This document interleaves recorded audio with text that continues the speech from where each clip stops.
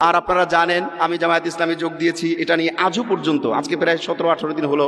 গত মাসের 27 তারিখে মুফতি নুরুজ্জামান নোমানী ভাই আমাকে ফোন করলেন। আমি একটু অসুস্থ ছিলাম, যে কোথায় আসছেন, বাসায় আসেন, পল্টনে আসেন, কাজ আছে। এরপরে হুট করে চলে গেলাম জামাতের অফিসে। তারপরে আমি অপ্রস্তুত ছিলাম, আগে আলোচনা ছিল, প্রায় 1 বছর যাবৎ ভাইয়ের সাথে আমার কথাবার্তা হচ্ছে, 3 মাস যাবৎ অনেক লম্বা কথাবার্তা। বাদ বাকি ওই দিন যে আমি যোগ দিচ্ছি সেটা আমার প্রিপারেশন ছিল না। আমার মেন্টালিটি প্রিপারেশন ছিল এরকম, যদি ফাইনাল সিদ্ধান্ত নেই তাহলে মিডিয়াতে একটা ঘোষণা দিয়ে কথাবার্তা বলে তারপরে আমি যাব।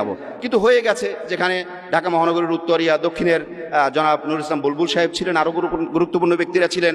আমি যেহেতু যোগ দিয়ে ফেলেছি, তারপর আমি আর মিডিয়াতে কোনো কথা বলছি না, অথচ আমি প্রতিদিন মিডিয়াতে কথা বলা মানুষ। তো আপনারা দেখছেন যে সোশ্যাল মিডিয়াতে কি পরিমাণ আমাকে বাতিল বানায় দিচ্ছে, সাহাবা বিদ্বেষী বানায় দিচ্ছে, গালিগুরুজ করতেছে, অনেক কিছু করতেছে। আমি সবটার জবাব দিতে পারি। এখন আর পিঠ বাঁচানোর সময় নাই। এ জমিন আমার, কথা বলতে হবে আমাকে, অধিকার আদায় করে নিতে হবে আমাকে। আমরা মসজিদে থাকবো, আমরা মাদ্রাসায় থাকবো, আমরা ইউনিভার্সিটিতে থাকবো, আমরা সংসদে থাকবো, আমরা এভরি কর্নারে, সব জায়গায় আমরা থাকবো। আমাদেরকে মাইনাস করে রাষ্ট্র চালানোর স্বপ্ন যদি কেউ দেখে, তাহলে তাদের সাথে আমাদের বোঝাপড়া হবে ময়দানে। বাংলাদেশ সৃষ্টির পর থেকে এ পর্যন্ত আমি যদি দাবি করি, তাহলে আমার মনে হয় খুব বেশি দাবি করা হবে না যে আমরা ছিলাম সংখ্যাগুরু, অথচ আমরা অধিকারের দিক থেকে ছিলাম সংখ্যা লঘু। এবং এভাবে আমাদেরকে নির্যাতন করা হয়েছে বিগত 54 বছর। আমরা এটাকে খুব গুরুত্বের সাথে দেখিও নাই। চাচা আপনা যান বাঁচা, এমন একটা নীতিতে আমরা অনেকেই চলছি, এখনও চলছি। এই জিনিসগুলো কোনোভাবেই কাম্য নয়। কেন কাম্য নয়? আপনি একটা জিনিস যদি খেয়াল করেন, তাহলে আপনি পরিষ্কার করে দেখতে পাবেন যে ঢাকা ইউনিভার্সিটিতে আজকে আমাদের যে ভাইয়েরা সেখানে তাদের অবস্থান তৈরি করে নিয়েছে, এটা কিন্তু আমি মনে করি হাজা মিন ফাদলি রব্বি, আল্লাহর পক্ষ থেকে নিতান্তই দান। এবং এটা এমনি এমনি হয় নাই, এটা লম্বা সময় ত্যাগের ফসল। আজকে আমি যদি দাবি করি যে ঢাকা ইউনিভার্সিটিতে আজকে যারা সম্মানিত হয়েছেন, এই ভাইগুলো পদ পেয়ে, দায়িত্ব পেয়ে তারা নিজেরা সম্মানিত হয়েছেন, এটা অফকোর্স অবশ্যই সত্য। সাথে সাথে আমি এটাও দাবি করব যে ঢাকা ইউনিভার্সিটি এইরকম মেধাবী, যোগ্য, দিনদার মানুষ পেয়ে ঢাকা ইউনিভার্সিটিও সফল হয়েছে আজকের দিনে। আপনারা কি বলেন?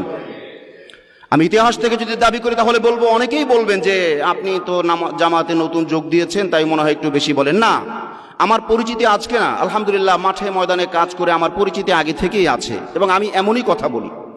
এবং কেউ পারলে আমার কথাকে চ্যালেঞ্জ করবে, সেটা আমার সবসময় বলা আছে।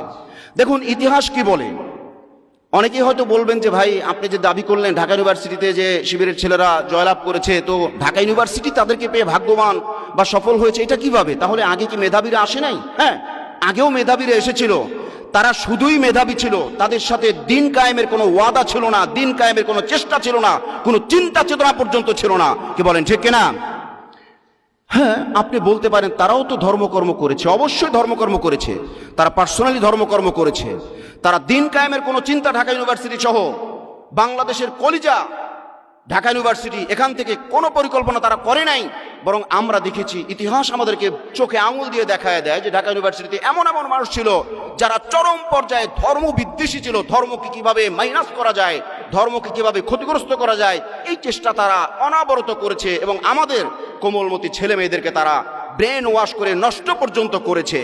সেই জায়গায় আজকে আমরা দাবি করতে পারি যে আমাদের ছেলেরা এখানে সফল হয়েছে, মানে তারাও সম্মানিত হয়েছে। ঢাকা ইউনিভার্সিটি এই 54 বছর পর তার দিশা খুঁজে পেয়েছে। আজকে আপনি হয়তো বলবেন, ভাই এটা তো ঢাকা আলিয়া না, এটা তো লালবাগ মাদ্রাসা না, এটা তো কওমি মাদ্রাসা না, এটা তো মাদ্রাসাই না, এটা তো একটা ইউনিভার্সিটি, এখানে তো জেনারেল শিক্ষা হবে, এখানে দিন কায়েমের কথা কেন আসবে? অবশ্যই দিন কায়েমের কথা আসবে। যদি এটা 90% হিন্দুদের দেশ হতো অথবা আদার্স অন্য ধর্মের মানুষের দেশ হতো, তাহলে হয়তো আমি এই দাবিটা করতাম না। 90 বা 95%, 92% আপনি মুসলমানের দাবি করবেন, এরপর আপনি যুক্তি দেখাবেন যেখানে ইসলাম মুসলমান, এটা চলবে না, তাহলে বুঝতে হবে আপনি ইসলাম বিদ্বেষী ছাড়া আর কিছুই নয়। এজন্য আমি আজকের অনুষ্ঠানে কথা বলতে পেরে, সুযোগ পেয়ে আমি সকলের প্রতি কৃতজ্ঞ। সাথে সাথে আমাদের যে ভাইয়েরা আজকে ঢাকা ইউনিভার্সিটিতে সফলতা অর্জন করেছে, তাদের জন্য আমি আমার জায়গা থেকে আলহামদুলিল্লাহ সর্বোচ্চ দোয়ার আমল চালিয়ে যাব। এবং আজকে যেহেতু মজলিসুল মুফাসসিরিন এই সুন্দর একটা আয়োজন করেছে এবং আলেমদের মজলিস, আমি এই মজলিসে এই কথাটা না বলেই পারছি না। সকলের কাছে আমরা বলবো, আমি দাবি করব দিল নিংড়ানো, যে রাসূল সাল্লাল্লাহু আলাইহি ওয়াসাল্লাম বলেছেন, আদ-দুআউ মুখুল ইবাদা, দোয়া হলো ইবাদতের মগজ। তাহলে যে সকল ভাইয়েরা সফল হয়েছেন, আমরা দেখেছি তারা সফলতা অর্জন করার পরে তারা কিন্তু কেঁদেছেন, তারা আনন্দে লাফায়নি। যেহেতু তারা কেঁদেছেন, সেহেতু তাদের জন্য আমাদের দোয়া করা দরকার। তারা যেন সফলতার সাথে তাদের হাতে যে টাইম, সেটা যেন সুন্দর ইউজ করে তারা যেন ইসলাম কায়েমের, দিন কায়েমের সর্বোচ্চ চেষ্টা তারা করতে পারে এবং সুন্দর ফল যেন তারা জাতিকে দিতে পারে এবং আমরাও যেন তাদের থেকে লাভবান হতে পারি।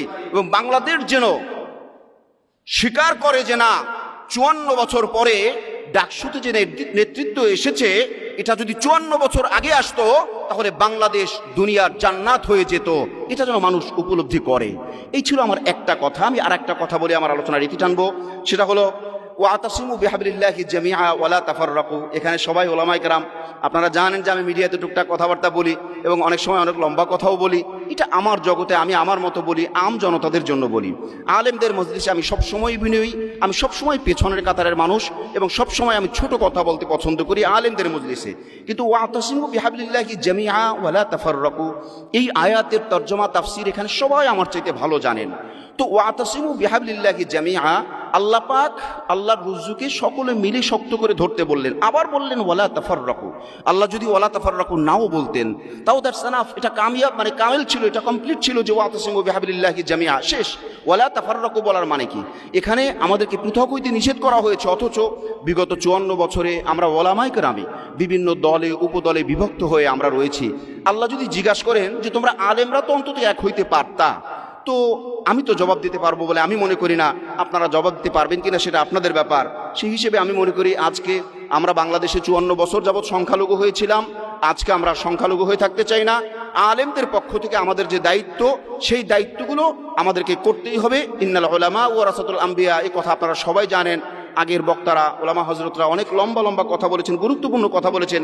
ওই কথাগুলোর পরে আর কোনো কথার প্রয়োজন আছে বলে আমি মনে করি না। তবে আমি দাবি করব, এখন আর লুকোচুরির সময় নাই, এখন আর পিঠ বাঁচানোর সময় নাই। এ জমিন আমার, কথা বলতে হবে আমাকে, অধিকার আদায় করে নিতে হবে আমাকে। আমরা মসজিদে থাকবো, আমরা মাদ্রাসায় থাকবো, আমরা ইউনিভার্সিটিতে থাকবো, আমরা সংসদে থাকবো, আমরা এভরি কর্নারে, সব জায়গায় আমরা থাকবো। আমাদেরকে মাইনাস করে রাষ্ট্র চালানোর স্বপ্ন যদি কেউ দেখে, তাহলে তাদের সাথে আমাদের বোঝাপড়া হবে ময়দানে। কি বলেন, ঠিক কিনা? এই জন্য আমরা দল মত নির্বিশেষে সবাই ইনশাআল্লাহ কাঁধে কাঁধ মিলিয়ে চলবো। আর আপনারা জানেন আমি জামায়াত ইসলামে যোগ দিয়েছি, এটা নিয়ে আজও পর্যন্ত, আজকে প্রায় 17-18 দিন হলো, গত মাসের 27 তারিখে মুফতি নুরুজ্জামান নোমানী ভাই আমাকে ফোন করলেন। আমি একটু অসুস্থ ছিলাম, যে কোথায় আসছেন, বাসায় আসেন, পল্টনে আসেন, কাজ আছে। এরপরে হুট করে চলে গেলাম জামাতের অফিসে। তারপরে আমি অপ্রস্তুত ছিলাম, আগে আলোচনা ছিল, প্রায় 1 বছর যাবৎ ভাইয়ের সাথে আমার কথাবার্তা হচ্ছে, 3 মাস যাবৎ অনেক লম্বা কথাবার্তা। বাদ বাকি ওই দিন যে আমি যোগ দিচ্ছি সেটা আমার প্রিপারেশন ছিল না, আমার মেন্টালিটি প্রিপারেশন ছিল এরকম, যদি ফাইনাল সিদ্ধান্ত নেই তাহলে মিডিয়াতে একটা ঘোষণা দিয়ে কথাবার্তা বলে তারপরে আমি যাব। কিন্তু হয়ে গেছে, যেখানে ঢাকা মহানগরীর উত্তরিয়া দক্ষিণের জনাব নুরুল ইসলাম বুলবুল সাহেব ছিলেন, আরও গুরুত্বপূর্ণ ব্যক্তিরা ছিলেন। আমি যেহেতু যোগ দিয়ে ফেলেছি, তারপর আমি আর মিডিয়াতে কোনো কথা বলছি না, অথচ আমি প্রতিদিন মিডিয়াতে কথা বলা মানুষ। তো আপনারা দেখছেন যে সোশ্যাল মিডিয়াতে কি পরিমাণ আমাকে মানে বাতিল বানায় দিচ্ছে, সাহাবা বিদ্বেষী বানায় দিচ্ছে, গালিগুরুজ করতেছে, অনেক কিছু করতেছে। আমি সবটার জবাব দিতে পারি, আলহামদুলিল্লাহ সুম্মা আলহামদুলিল্লাহ, সবটার জবাব, প্রত্যেকটা জবাব আমার কাছে আছে, কিন্তু আমি কোনো জবাব দিচ্ছি না। আমি আপনাদের কাছে দোয়া চাই, সবরের দোয়া চাই, আমি যেন ইকামতে দ্বীনের জন্য এই প্ল্যাটফর্মের সাথে আজীবন থেকে স্বচ্ছতার সাথে, সততার সাথে, ফুল কনফিডেন্সে, বুক ফুলিয়ে আমার যা আছে তা দিয়ে আমি যেন কাজ করে যেতে পারি। আল্লাহ সেই তৌফিক যেন আমাকে দান করেন, আমাদের সকলকে দান করেন। আমিন। ওয়া আখির দাওয়ানা আলহামদুলিল্লাহি রাব্বিল আলামিন। ওয়াসসালামু আলাইকুম ওয়া রাহমাতুল্লাহি ওয়া বারাকাতুহু।